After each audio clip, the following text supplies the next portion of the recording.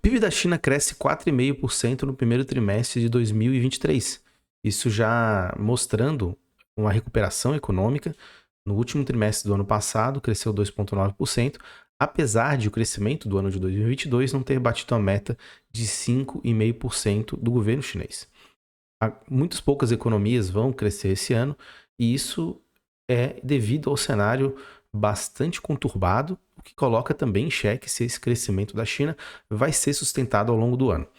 Outro ponto é a receita ou as receitas de venda de petróleo que a Rússia possui, petróleo e gás, batendo níveis de 2020. Quero explorar esses dois temas hoje, mostrando aí um pouco do cenário internacional bastante mexido, bastante incerto, e como as perspectivas para a guerra podem se alterar em função desses dados aí que eu estou colocando para vocês. Meu nome é Bruno Hemming, eu sou economista, doutor em Relações Internacionais, e aqui a gente fala de política e economia global. Aproveita e se inscreve aqui no canal, deixa um comentário, uma pergunta, que vai ser um prazer ler e fazer a discussão dos temas que vocês trazem aqui nos próximos vídeos. Bom, em relação ao crescimento da economia da China, houve um crescimento já no final do ano passado, agora cresceu 4,5%, e isso muito puxado pelo setor de informação e tecnologia, o setor hoteleiro, né, de acomodações e restaurantes, mais relacionado a esse setor, o que mostra que a economia da China está realmente se abrindo. Os protestos do ano passado surtiram efeito e as pessoas estão circulando com mais intensidade dentro da China.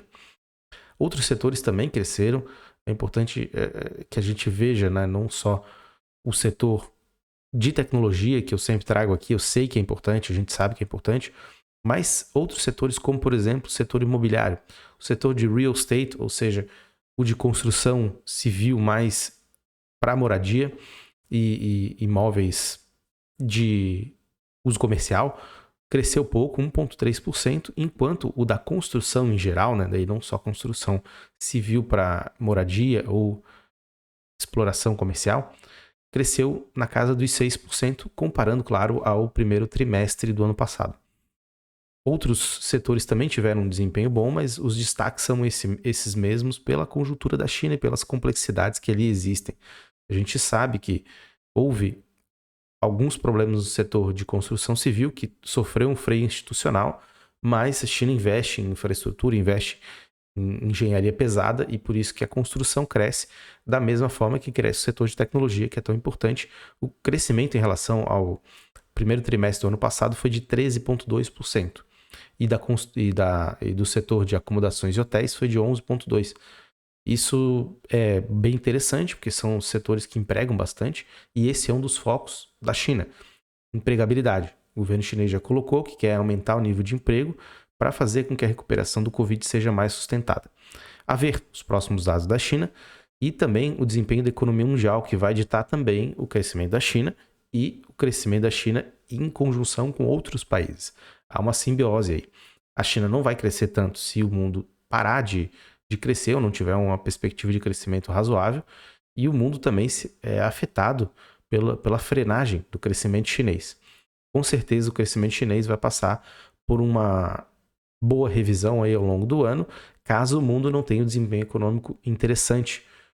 Tudo leva a crer que o mundo não vai se recuperar tão bem, e talvez a China seja uma das poucas economias que cresça esse ano. Já o caso da Rússia, né, e que dá a capa aí desse vídeo, é um fato interessante. Sanções econômicas foram colocadas como um instrumento inovador de parar e mudar o comportamento de atores políticos. São sanções bastante pesadas, nunca vistas antes, principalmente porque envolvem um bloqueio de alvos específicos, mas também de uma economia de acessar as divisas internacionais em dólar. O que a Rússia fez? O que a gente pode entender aí do movimento de drible que a Rússia fez nas sanções? Ela mudou seus parceiros comerciais. Hoje ela vende grande parte do seu petróleo e do seu gás para a Índia e para a Rússia, e esses lugares às vezes servem de hub de exportação para outros países, daí não mais com a bandeira russa, mas com a bandeira desses países, e também para uso, né, de Índia e Rússia, de Índia e China, aliás, que recebem esse petróleo e gás da Rússia. A Índia, ela faz uma absorção de praticamente 70% desse material, desse bem, e a China fica com basicamente 20% e o resto ele é exportado para outros países. As receitas de petróleo e gás da Rússia atingiram o nível de 2020. Não são comparáveis às grandes receitas que a Rússia experimentou logo após o início da guerra entre a Rússia e a Ucrânia, que foram realmente grandes, né? O impacto foi muito grande, o barril de petróleo ele acelerou bastante, mas há uma tendência de queda, né, com oscilações do preço do barril de petróleo internacional. E uma das sanções que é colocada à Rússia é a limitação de preço de $60 por barril de petróleo, abaixo do preço praticado internacionalmente, que chega na casa dos 70, por vezes 80, né, dólares por barril de petróleo. E esse limitador de preço para alguns países é muito pouco, né, que daria uma margem de manobra muito grande para a Rússia, mas a Rússia, na verdade, o que ela tem é acesso a outros mercados. O que ela fez foi acessar outros mercados, negociando em outras moedas, e isso facilitou bastante para ela atingir essas receitas, por mais que a economia da Rússia esteja experimentando, sim, um déficit nas suas contas nacionais, e isso pode impactar também os rumos da guerra.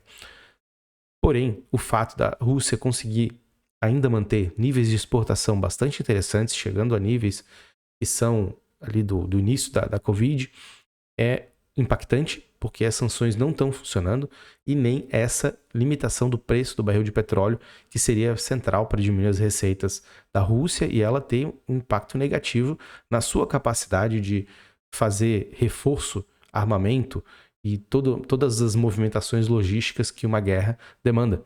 Então, a guerra está acontecendo ainda e está bastante sanguinária, está bastante crua, bastante problemática e não se sabe muito o rumo como as coisas vão andar. Só que, pelo jeito, não vai ser por uma escassez absoluta de recursos para a Rússia continuar fazendo a guerra. Ela tem recursos estratégicos, ela pode aguentar mais no longo prazo a carga que é fazer uma guerra, e isso pode contar muito a favor, apesar, né, de todos os planos aí de envio de recursos para a Ucrânia.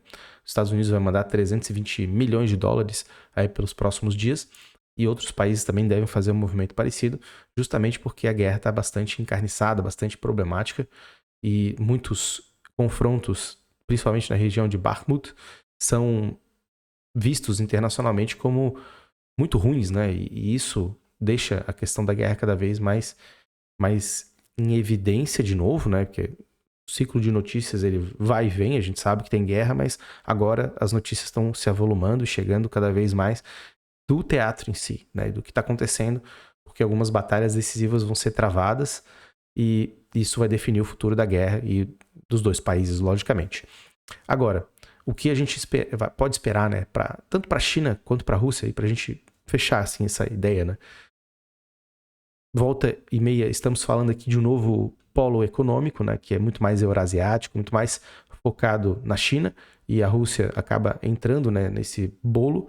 Também a questão da Índia, que participa aí dessas negociações de petróleo. Mas esses países eles vão acabar por criar uma dinâmica um pouco separada do resto do mundo, apesar deles negociarem com o resto do mundo. Justamente porque o dólar e as sanções dos Estados Unidos, do Ocidente, criam essa necessidade objetiva, né? Talvez não fosse a velocidade que, por exemplo, a China fosse fazer os seus acordos comerciais, os seus acordos monetários, mas isso, o que está acontecendo agora acaba acelerando.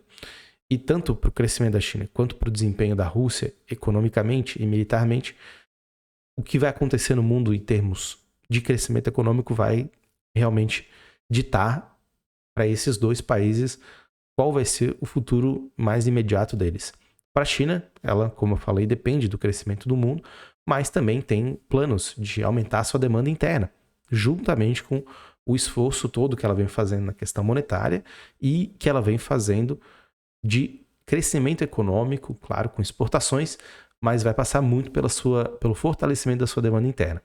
Já a Rússia, por mais que tenha tentado conduzir de maneira bastante prolífica e bastante interessante a sua macroeconomia, tem problemas seríssimos. Eu acho que não é pouca coisa você ter um baque nesses termos de déficit e também ali um aumento da desigualdade interna na Rússia.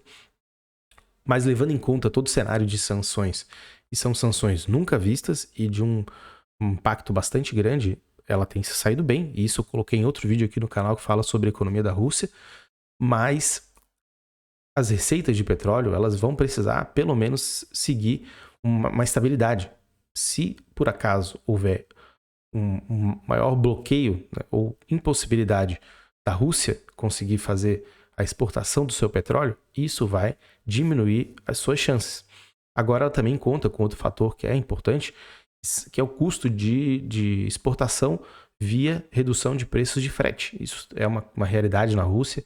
De um frete para a Índia, por exemplo, que antes custava 12 milhões, né, de sair da Rússia, a Índia, agora está custando na casa dos 7,7, 8 milhões de dólares para fazer, né, ou convertendo para rublos, né, você poderia fazer isso também, mas que agora tudo é feito em rublo ou em renminbi, né, mesmo o frete tem uma parte que é feita em dólar, mas a Rússia tenta fazer tudo em outras moedas justamente por causa dos bloqueios, né.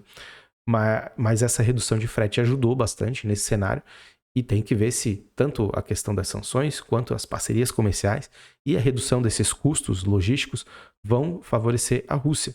Agora que a gente olha o curto prazo, são dados realmente tanto da China quanto da Rússia, né? Por mais que sejam vertentes diferentes aí de análise, mas são dados que são importantes, são dados que são surpreendentes em algum sentido, não tanto da China, mas principalmente da Rússia, e a gente precisa ver se essas variáveis, né, para o caso da Rússia, vão continuar persistindo, porque isso vai ser central para a gente entender os rumos que a guerra vai tomar.